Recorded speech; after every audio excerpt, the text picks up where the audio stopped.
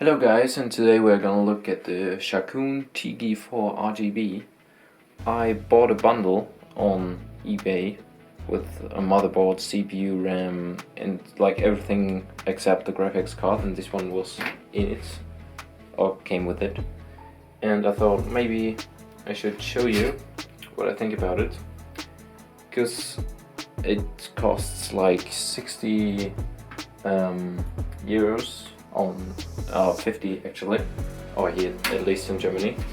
So it's a pretty, I mean, not cheap, but yeah, I mean it's a cheap case. So, but I'm actually kind of surprised how well it's built.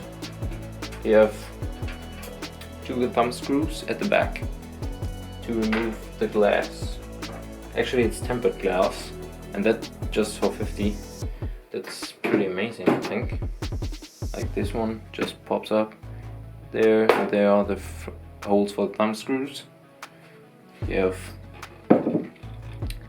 a black line all around except the bottom. Then you have inside the case, you can see it right over there. You have an SSD mount.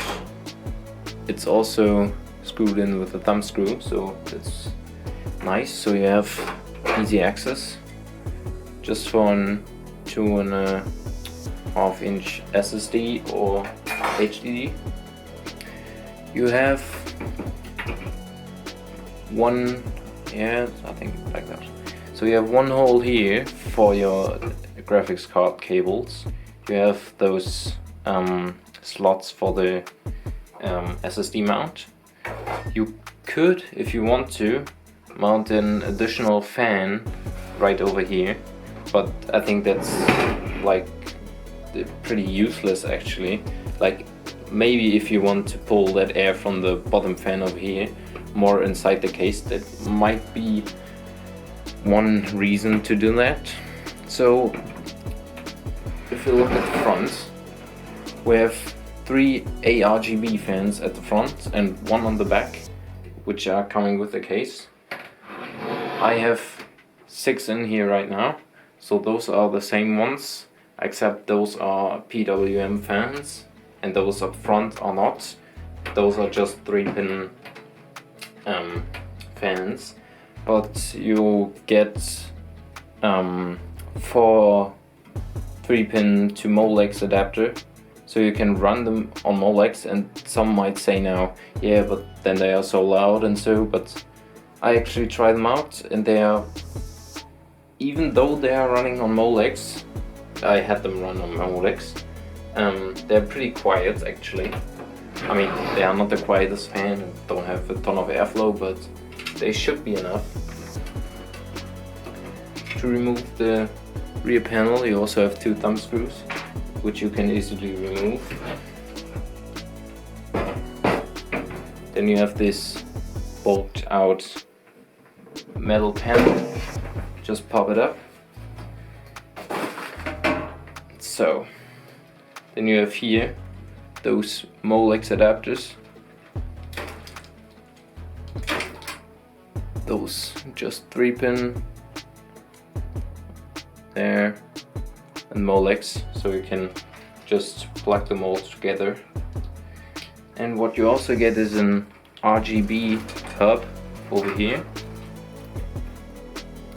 for fans like those ones which are in here. So if you're gonna buy this one and want to buy 2 additional ones, you have to buy another one of those, or your motherboard has to have 3 ARGB headers on it, because you have to plug this one, the controller, obviously also into your motherboard.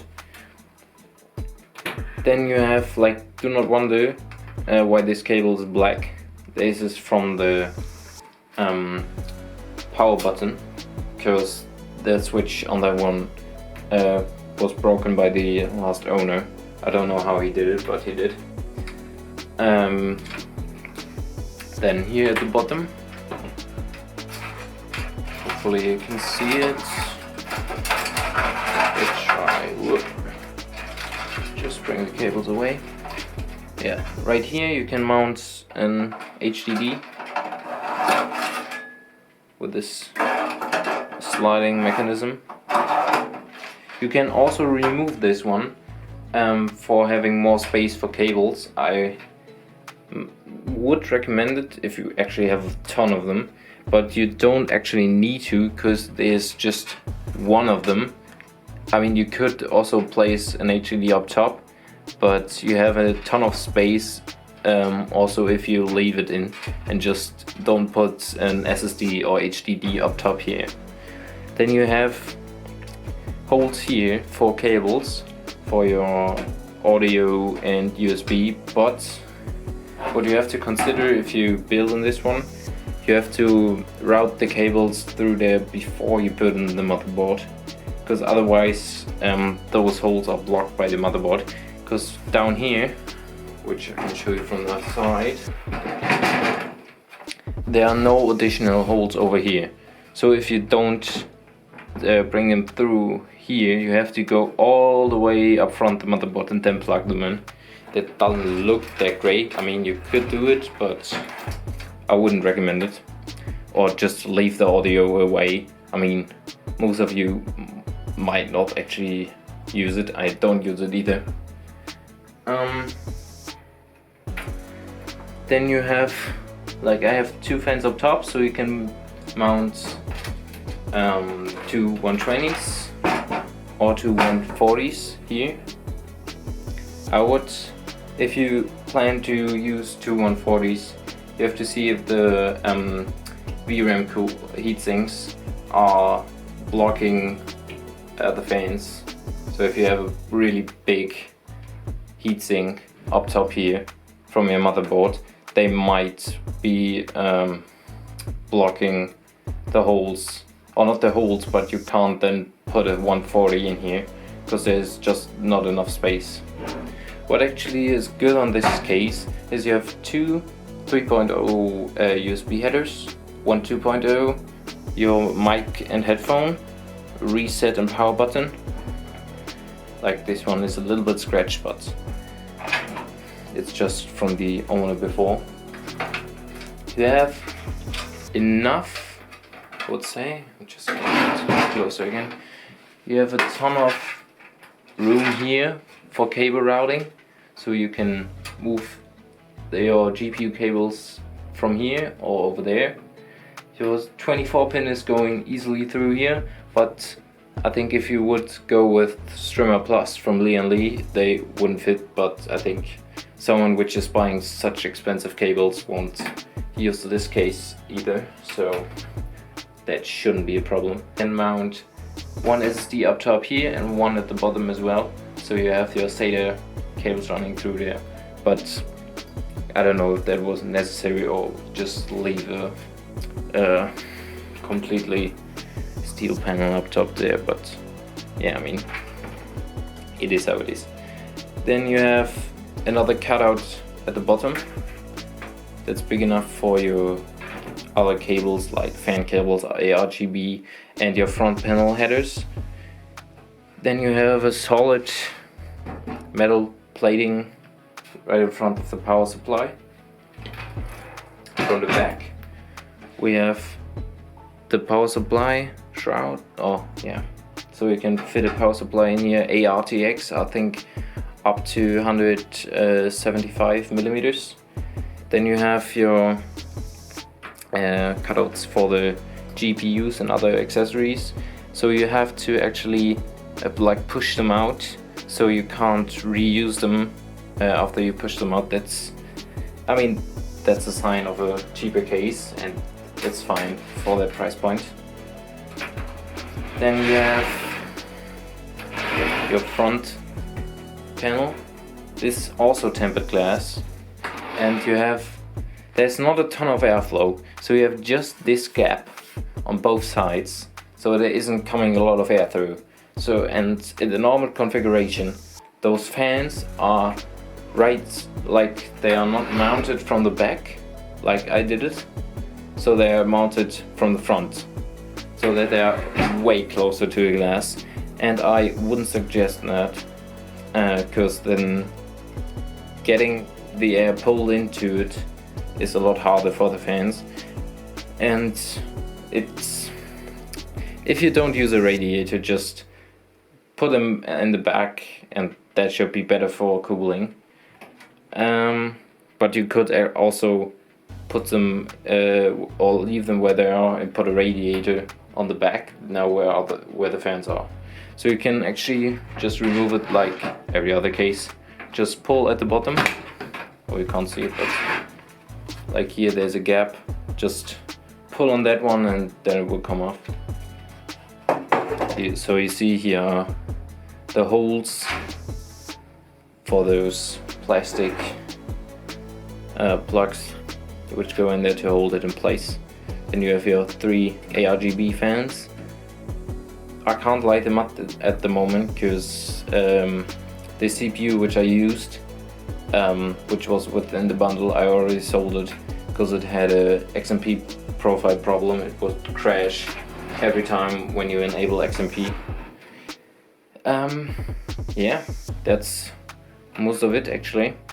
Those fans look, I mean, you could look it up on the page of Sharkoon or on some retails, but it doesn't look that bad. But one thing I have to point out is if you screw them in, like those plastic brackets where you screw the screw in, they are pretty flexible, so maybe if you go too hard on them they might break and you got it, like this part would break off. I think you can't see it that well, but yeah, here, right there, those little parts, they are over here, just like that. They might break off if you are going too hard on them, but if you be careful, there shouldn't be a problem. So now I want to tell you something about motherboard placement, or motherboard compatibility and GPU compatibility and CPU coolers. So you can fit an ATX motherboard in here, an MATX or an ETX. I mean, I wouldn't put an ITX motherboard in here, it would look awkward, and even an MRTX, I mean, it's okay, but if you buy an ATX case you probably should put in an ATX motherboard. So you can also put in CPU cooler up to 157 millimeters of height, and GPU up to 310 millimeters in length. So then it's pretty much over here.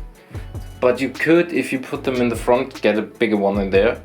But for comparison, an RTX 3070 Ti tough gaming is coming like 5 millimeters or so of clearance between the fan and the GPU if they are mounted like that.